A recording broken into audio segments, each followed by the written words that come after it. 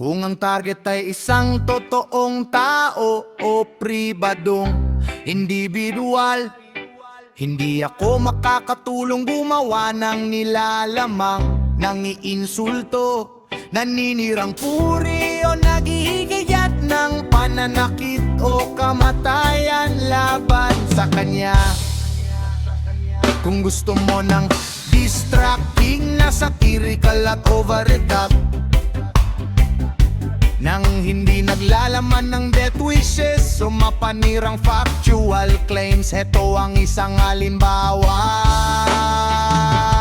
Si AC Garage, bida sa kalsada, puro yapang pero laging may problema. Sabi niya, pre, solid tong makina, pag uwi mo, ayun, usok ang kasama. Happy now, iyak later. Lagi kang may bagong tiyete. Sa umpisa puro pangako, sa huli puro dahilan mo. Garanti sa bogyan ng tatak, pagdating sa kalidad laging palpak. Puro salita, kulang sa gawa, ang tiwala sa'yo unti-unting nawawala.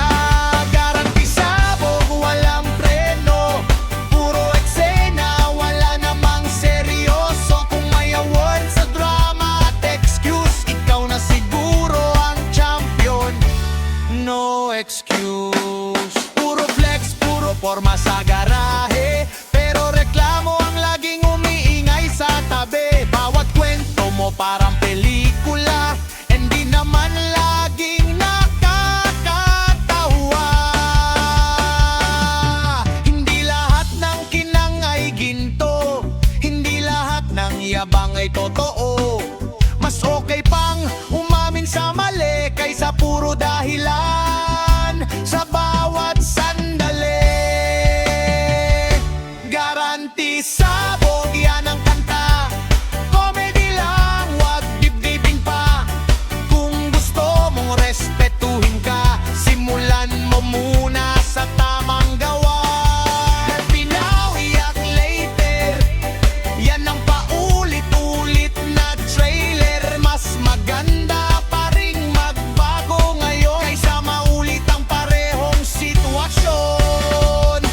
Ito ay nananatiling isang katang isip na comedy dis at hindi naglalaman ng mga pahayag na naninira o naghihikayat ng pananakit sa isang tao. Garantisado.